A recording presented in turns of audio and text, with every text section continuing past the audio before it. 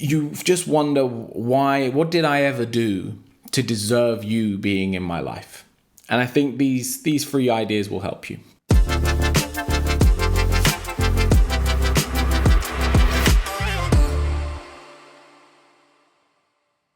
What's up, guys? I hope you're well. I want to talk to you about the 3 types of people that come into your lives and the lessons they can teach you about yourselves. Now, this philosophy I got from a guy called Paul Chek.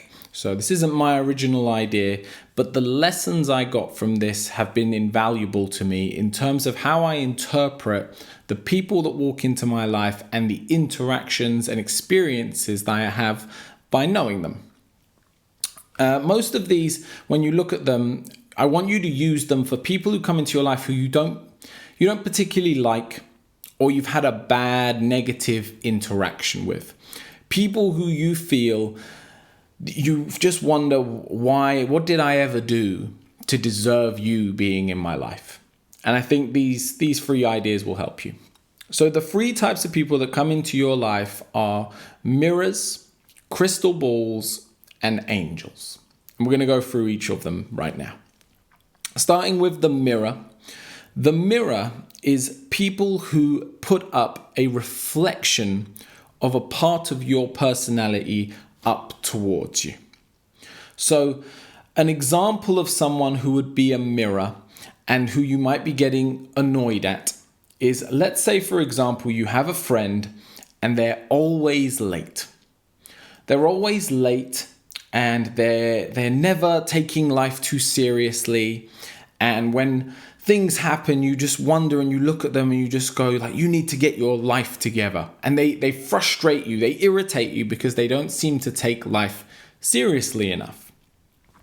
Oftentimes, what this person actually is and what's actually happening is they're putting a mirror up to you to tell you that sometimes maybe you take life too seriously. Maybe you don't always need to be on time or 10 minutes early.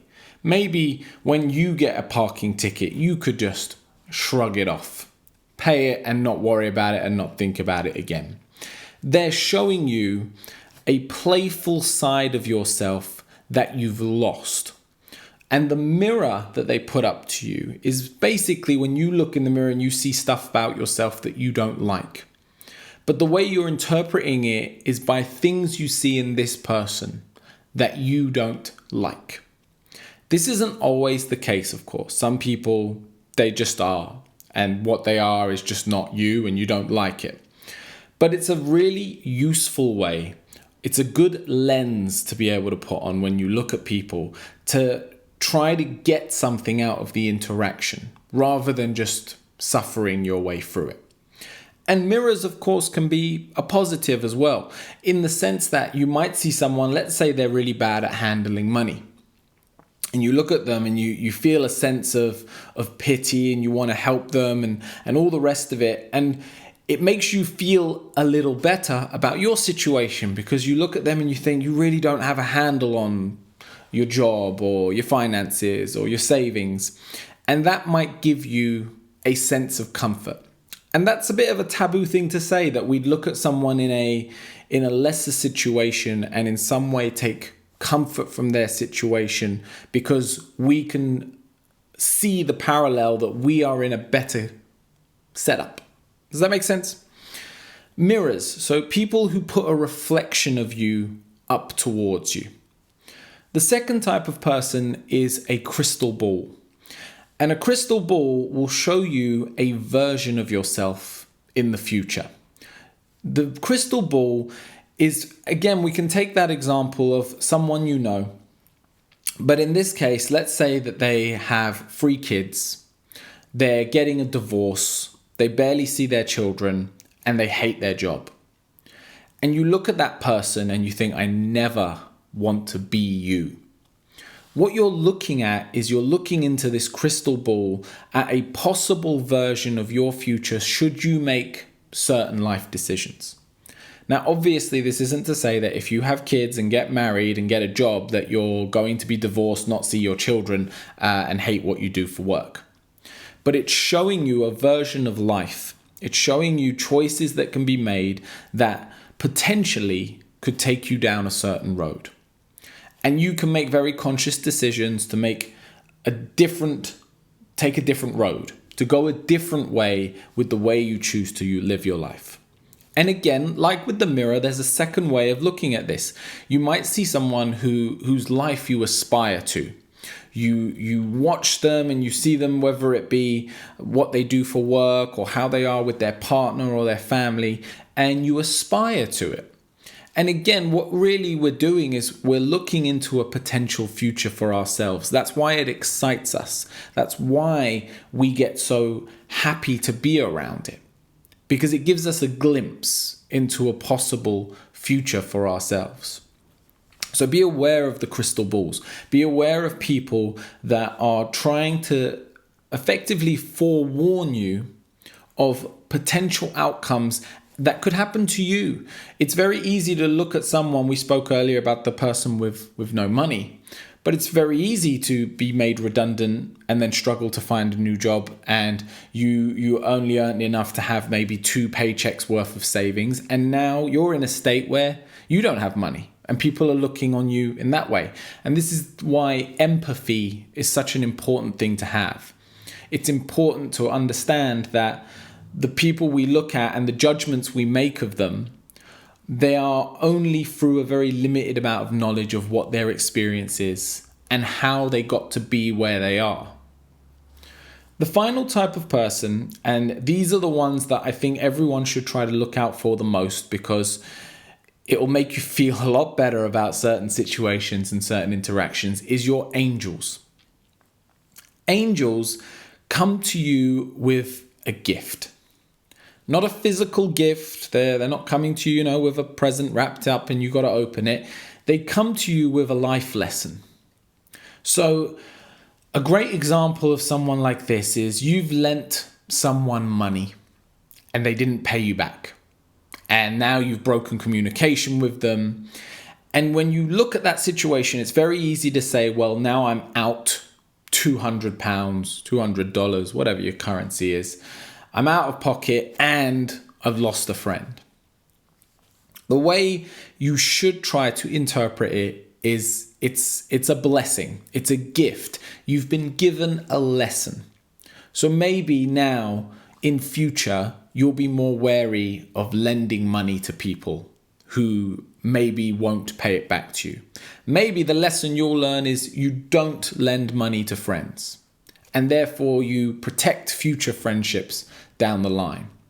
Maybe it just helps you learn something a bit more about people's character. Regardless, you learn a lesson, and that lesson is a gift. It's a blessing. And this happens all the time. If you think about all the interactions you have with people, and in particular, the unpleasant ones that you wish you could go back to and eradicate from your life. If you did that, you wouldn't be the person that you are today.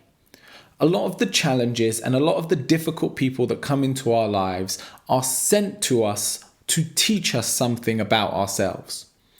I had a boss back when I was working in retail in my teenage years, and he was constantly disrespectful to me. He would belittle me. He would use derogatory terms. He was not a nice man at all.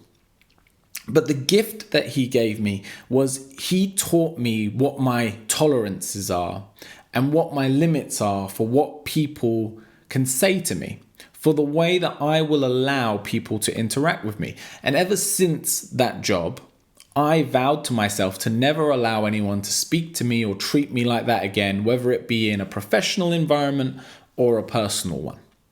So the experience of working with this man, although when you look at it on the surface is unpleasant, he actually provided me with a great gift in terms of my future experiences with people down the line. And this is what these 3 archetypes, as it were, of people do.